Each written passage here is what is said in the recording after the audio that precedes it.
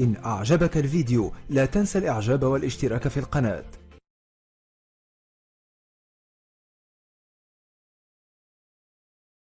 الرحمن الرحيم. شقة محمد نجيب بين محمد نجيب والعيلة، كاملة عدادات، شقة مرخصة، مباني 2004 ما شاء الله. ريسبشن، شقة كلها بحر على فكرة، 3 غرف ومطبخ وحمام وكاملة عدادات. هنا عندنا عداد الغاز ما شاء الله، جيبسون بورد، فيها تكتفون بيخدم الشقة تحت. كلها شقة جديدة لأول مرة، متجددة كلها زي ما احنا شايفينها كده. شايفين زراير النور كلها جديدة، في مكان للستلايت زي ما احنا شايفينه. شقة مشمسة، بلكونتها جميلة.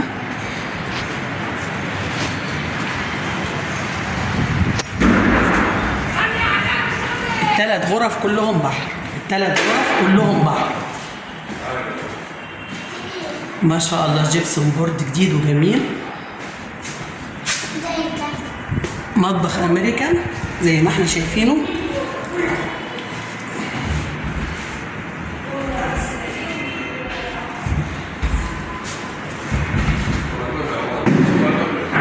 جميل.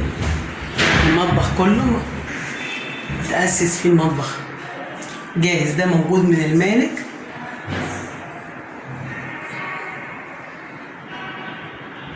ربنا بقى يبارك اللي يشتري. المطبخ يعتبر موجود زي ما احنا شايفينه كده جديد. وهنا الشفاط، مطبخ امريكي، ال3 غرف كلهم بحر.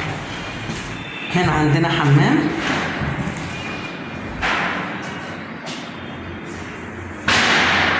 الشاور كله جديد، مكان السخان موجود، مكان شفاط، الصحي كله جديد. هنا عندنا اول غرفه ما شاء الله، الهواء جامد ما شاء الله. الغرفه اول واحده بحر ما شاء الله، فيها بلكونه. الغرفه الاولانيه فيها بلكونه كلها رؤيه بحر واضحه. انا مش عامله زوم على فكره، يعني انا لو عملت زوم احنا شايفين البحر، شايفين ازاي مدخل الشارع بتاعنا.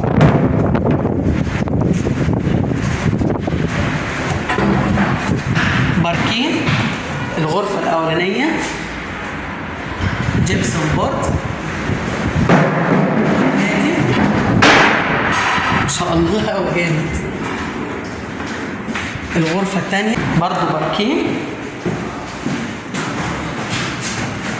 شايفين الجيبسون بورد، الهواء واضح، النهارده جامد. دي الغرفة الثانية برضه رؤية بحر من الشباك. الغرف ال3 كلهم بحر. الغرفة الثالثة كلهم باركين، 3 باركين زي ما قلنا، كاملة تعدادات ومرخصة، مباني 2004 ورؤية واضحة للبحر من البلكونة. وقدامي هنا مفيش مباني، مش مجروحة. شقة جميلة، ربنا يبارك لصاحب نصيبها. كلها متجددة، ومكان المكيف موجود، ومكان ستلايت موجود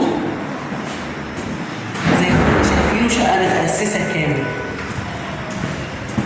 ما شاء الله، ربنا يبارك لصاحب نصيبها. والغرف كمان مش مجروحة، كل ال3 غرف مش مجروحين.